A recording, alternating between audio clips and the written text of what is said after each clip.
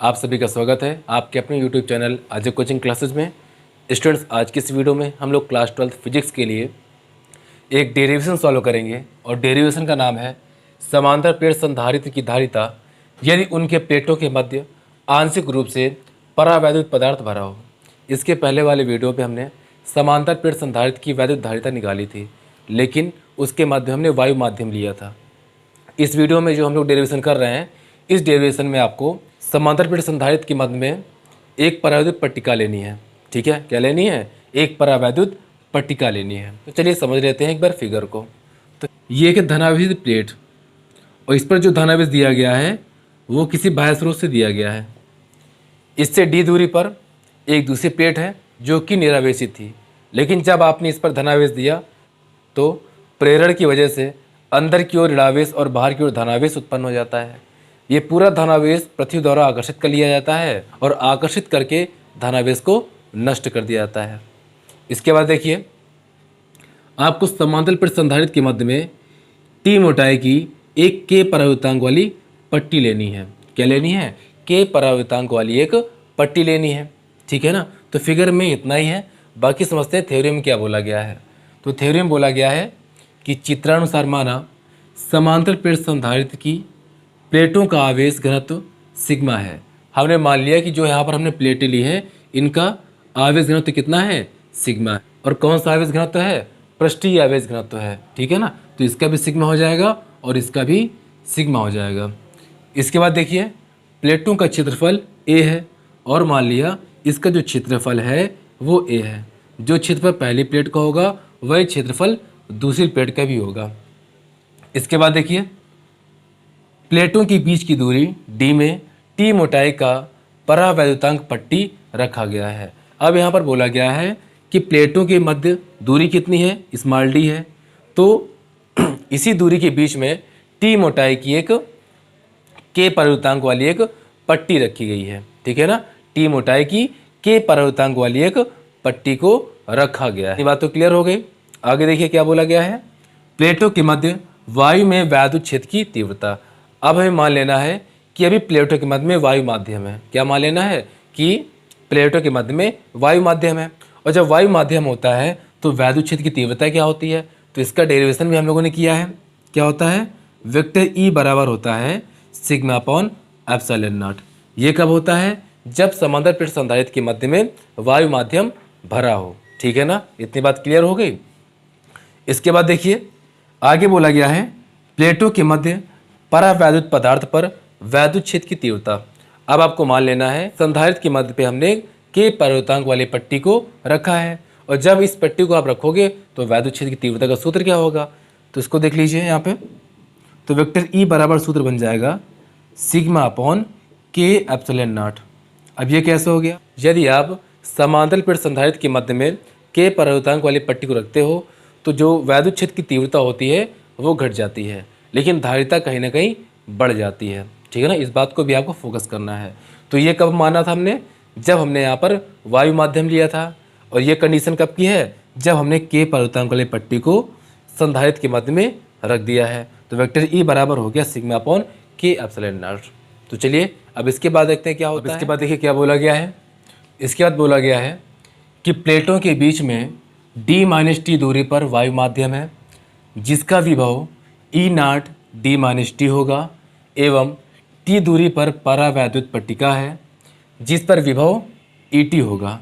अतः प्लेटों के मध्य में कुल विभव। अब यहाँ पर देखिए, उसने बोला है d माइनस टी दूरी पर कौन सा माध्यम है? वायु माध्यम है। तो यदि देखिए d में t को हटा दिया जाएगा तो जितना भी माध्यम बचेगा वो माध्यम कौन सा होगा? वो जो माध्यम होगा वो बचेगा वायु माध्यम, क्योंकि यहाँ पर पट्टिका को रखा गया है। बाकी जगह तो खाली दिख रही है कि नहीं दिख रही है? तो d माइनस टी दूरी पर हमें क्या मिलेगा? वायु माध्यम मिलेगा। और सिर्फ t दूरी पर क्या मिलेगा? t दूरी पर आपको परावैद्युत पट्टिका मिलेगी। तो इसी बात को यहाँ पर बोला गया है कि d माइनस टी दूरी पर वायु माध्यम है और t दूरी पर क्या है? परावैद्युत पट्टिका है। तो इतनी बात तो क्लियर हो गई ना। इसके बाद देखिए, इसमें बोला गया है कि जिसका विभव ई नॉट डी माइनस टी होगा। अब ये कैसे आ गया? तो आप लोगों ने एक डेरिवेशन किया होगा। कौन सा डेरिवेशन? विभव प्रवणता और वैद्युत क्षेत्र की तीव्रता में संबंध। क्या संबंध था? वो था वेक्टर ई बराबर वी अपॉन एल। ये था कि नहीं था? वैद्युत क्षेत्र की तीव्रता और विभव प्रवणता में संबंध, ये संबंध निकला हुआ था। तो वेक्टर ई बराबर था वी अपॉन एल। वी था विभव, एल थी लंबाई और वेक्टर ई थी वैद्युत क्षेत्र की तीव्रता। ये डेरिवेशन आप लोगों ने किया कि नहीं किया? बिल्कुल आप लोगों ने किया होगा। तो यदि यहाँ से आपको v का मान निकालने के लिए बोल देता है तो आप क्या करोगे?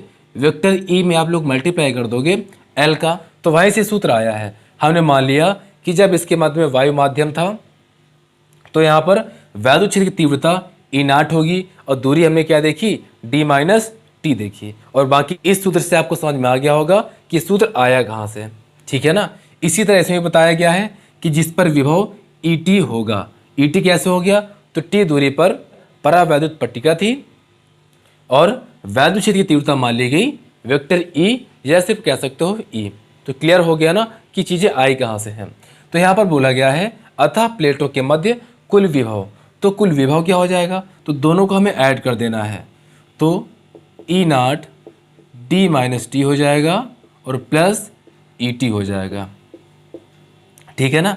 इसके बाद देखिए v बराबर, अब इसके बाद देखिए हम लोगों ने ई नाट का मान पीछे निकाला हुआ था। ई नाट बराबर क्या था? देखिए यहाँ पर ई नाट बराबर था सिग्मा अपॉन एप्सिलॉन नाट।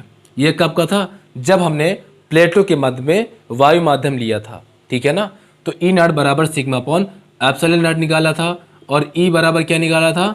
सिग्मा अपॉन के एप्सिलॉन नाट, जब हमने परावैद्युत पट्टिका को संधारित्र के मध्य में रखा हुआ था। तो ई नाट बराबर क्या हो जाएगा? सिग्मा अपॉन एप्सिलॉन नाट डी माइनस टी हो जाएगा, प्लस ई का मान क्या निकाला था? सिग्मा अपॉन के एप्सिलॉन नाट, और बगल में क्या आ जाएगा? टी आ जाएगा। दोनों में जो कॉमन है उसको बाहर निकाल लीजिए। तो कॉमन क्या है इसमें? सिग्मा अपॉन एप्सिलॉन नाट कॉमन है तो ये बाहर निकल आएगा। अंदर क्या बचेगा? डी माइनस टी बचेगा, प्लस सिग्मा और एप्सिलॉन नाट तो बाहर निकाल आया तो क्या बचेगा? टी अपॉन के बचेगा, ठीक है ना। तो इतनी बात क्लियर हो गई। अब इसके बाद देखिए, अब हमें पता है वैद्युत धारिता की परिभाषा अनुसार। अब वैद्युत धारिता की परिभाषा अनुसार हमें क्या प्राप्ति होगा? तो देख लीजिए, वैद्युत धारिता की परिभाषा अनुसार क्या मिलेगा?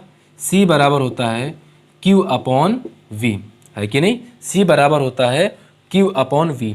V का मान आप लोगों ने क्या निकाला है? ये निकाला है ना। तो ये मान जाके हम लोग यहाँ पर रख देंगे जाके। तो C बराबर हो जाएगा Q upon sigma upon epsilon not, और अंदर क्या बचेगा?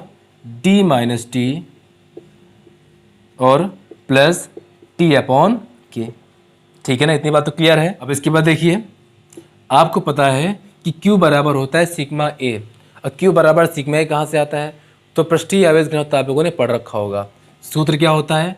यहाँ पर देख लीजिए, सूत्र क्या होता है? सूत्र होता है सिग्मा बराबर Q अपॉन ए।